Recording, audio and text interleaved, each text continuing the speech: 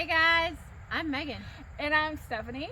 And we are Barnbestiesllc with farm fresh advice for you. So we are here to impart the knowledge that we have learned over the years of building and running barns so that you guys don't have to have the problems and the misery and the mistakes that we made. Hope you enjoy our videos. Make sure you hit the subscribe button, right? Right, and we hope to save you time and money on your new adventures. Absolutely. Hey guys, I'm Megan. I'm Stephanie. We are Barnbestiesllc Besties with Farm Fresh Advice. So, where are we, Miss Megan? We are in my back parking lot where all my accessories are. We're in the accessory storage area. We are. So, This looks like a mower deck for this either the front of a Bobcat, skid loader, or I think or you could probably put it on the front of your tractor, we could, but that would be scary. but then I don't think the hydraulic hoses are long I'm enough. sure they're, well, not only that, but they're probably Bobcat. Yeah, hoses. yeah. Meant for your skid loader. Your So, Bobcat. this is, So was this originally for a Bobcat, or No. was this built for something else? this brush hog was actually built for a tractor. Tractor with a 3-point and a PTO. And it goes on the back of the tractor. Okay, so this, I did the same thing. We had one we had bought for our tractor. When we got the Bobcat, we had somebody repurpose it. Now, first thing is, it's PTO driven, which meant it would stick in the back of the, like your manure shredder, the back of the tractor, and the PTO on the tractor would drive. We don't have that on a skid loader. Nope.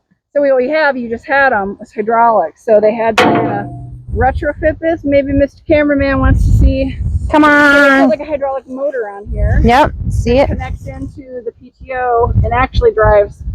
So that's where the old PTO was. Yep. Yeah, mine did the same thing. It actually works really smooth. You just had to get the quick attach plate.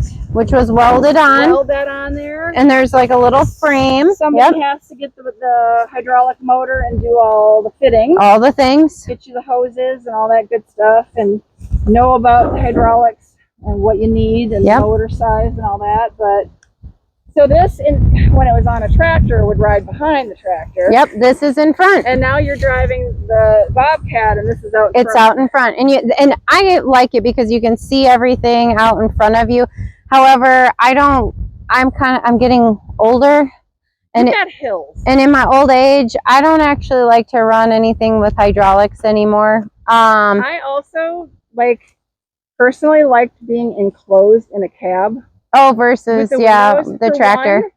I ran into a ground bee nest one time. Oh no! Very happy to be locked in my cab where they couldn't get me. Oh wow! If I had an open door, I would have gotten you would have been hundreds of bee stings. Stung. So it was hot in there, but it's okay with that. Yeah, that's safer.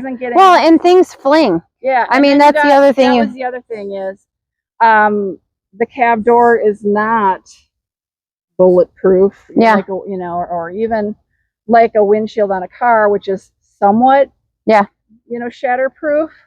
So there is that, but yeah, things fling. Yeah, the rocks, the branches, tree limbs, all the things. So it's nice to have it out in front so you can scan and see what you're getting yourself into. But you also can't see the rocks on the ground because if there's a lot of grass, about 7 to 8 feet. If you think about like the attachment of the Bobcat, where you're sitting about right here. This is a good 10 feet. Ahead of you. Out ahead of you. So. But the other thing I highly recommend, don't wait until the grass is 10 feet tall. Like as soon as the grass starts coming up, start your mowing. And what we do in our pastures is we actually drag the pastures and go through and try to pick up the rocks. And then we mow. I mean, obviously we're going to miss a few, but that's what I recommend. Don't wait. Have normal mower blades on it. It has actual axes. It's like a giant axe that swings around. So my favorite part of this is taking out my invasive sumac problems. Because with the boom on the Bobcat, I can bring this thing way up, get to the top of the tree, and mow it down. Yeah. So satisfying. Now, that said, you can only do that on certain size trees, but I think you can go up to about this biggest tree size. Yeah. you get a little bigger and it starts, you can end up blowing a shear pin or having issues, but I don't try not to let my sumac get that big. Yeah. So sumac can go crazy within a year. Yep. So I'll go in and just knock the sumac down. And it's not just sumac, we get all kinds of invasive, weedy, bushy things that want to just and go crazy. We mow about 3 times a year. Like we don't, it's not just like 1 or 2. To me, like have you mowed around here recently? Yeah, you can see the job it did. Yeah. Because it was those nasty little weeds, and so we just mow, and we mow our trails as well as our pastures. Yeah. So that way we have nice walking trails for the horses. Yep. And if you want to create new trails, voila! Yeah. These things are awesome. So I highly recommend this as an investment. As an actual skid loader attachment. It was tractor attachment. We actually used it on my TYM, my little red tractor, for years. And it was a John Deere mower was our first one, and then obviously I annihilated that one.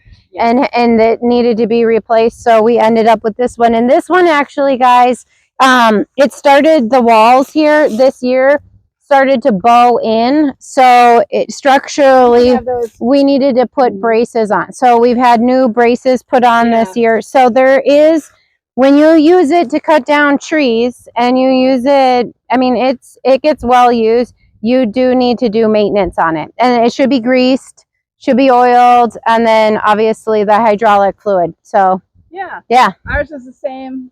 You know, if you know a good welder, somebody can torch off the bad stuff, put on new, add some bracing. Yeah. I seem to have lost my microphone. We'll find it. Okay. But okay. Well, cool. Thank you, Megan. Let us know if you got questions, you guys. We'd love to hear it, and if we can, we'll try to answer it in a later video. But please do hit the subscribe button and click the like. Ring the bell on the subscribe button. You'll be notified when we upload new videos. Yay! So, thanks, everybody. Thank you. Bye guys.